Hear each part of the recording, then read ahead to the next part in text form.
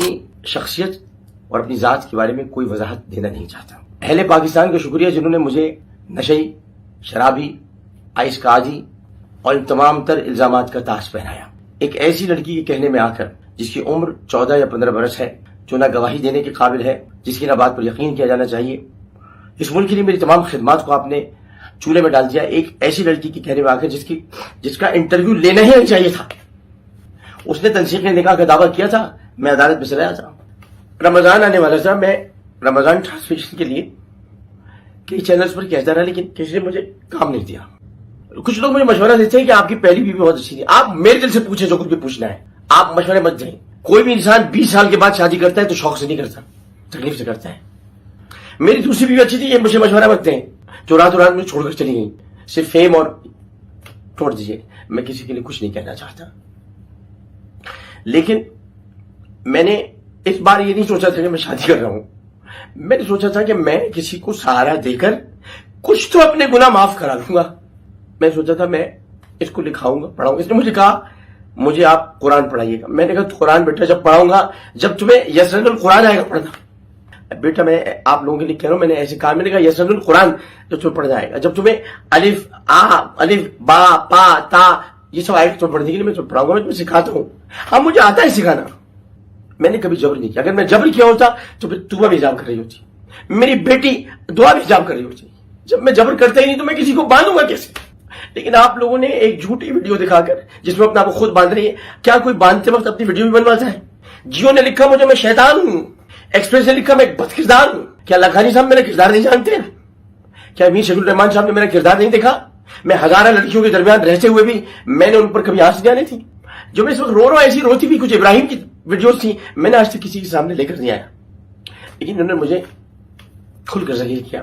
Jio, express اور بھی سارے میڈیا کے جتنے لوگ کچھ تھے، میرے صحافی لوگ مجھے فون کرتے رہے کہ میں نے کہا میں جواب نہیں دوں گا. اس کی وجہ ہے نشے کی زبان ایسی نہیں ہوتی. میری کمزوری نہیں ہے کہ میں رو رہا ہوں، میں آپ کے لیے نہیں رو رہا. میں اس وقت ساتھ ساتھ دل میں اللہ کو یاد کر کے رو رہا ہوں. وہ جھوٹ پہ جھوٹ کہتی رہی، جھوٹ پہ جھوٹ کہتی رہی. میں نے اس دن کے بعد سے جب سے وہ گئی ہے یہاں سے، میں نے فون تک نہیں کہہ رہی مجھے دھمکیاں دیتے ہیں. ایک لڑکی نے میرا پردہ پھاڑ دیا. وہ اگر آپ کہتے ہیں کہ میں نے آڈیوز لگائی، میں نے آڈیوز اپنے پاس سے نہیں لگائی تھی، میں نے آڈیوز ریکارڈ نہیں کی تھی. مجھے آڈیوز بھیجی تو میں نے لگائی. میرا تو تم نے ریکارڈ کیا سارا، میرا تو پردہ تم نے پھاڑا.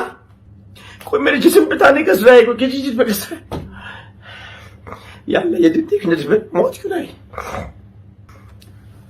میں نے لودرا کی ایک بچی کو گاؤں سے اٹھا کر اس کو عزت دی تھی، ذلت نہیں دی تھی. ذلت کا انتخاب اس نے خود تنسیق نکاح کا دعویٰ کر کے اس میں جھوٹے الزامات لگا کے. کسی بھی اینکر نے یہ نہیں پوچھا کہ میں اگر مارتا ہوں تو کوئی تو نشان ہوگا. میں نہیں مارتا کسی کو. میں نے اپنے بچوں میں ہاتھ نہیں اٹھایا کبھی.